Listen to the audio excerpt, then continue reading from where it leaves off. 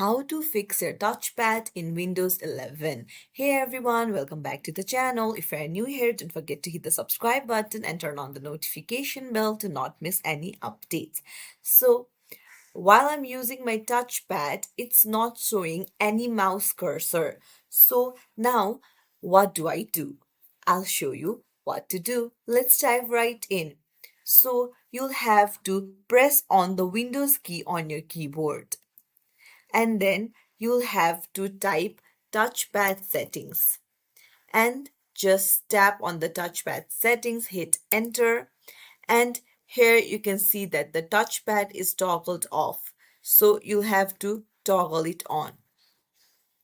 So you just have to toggle it on, and then you have to tick on leave touchpad on when a mouse is connected for future prevention.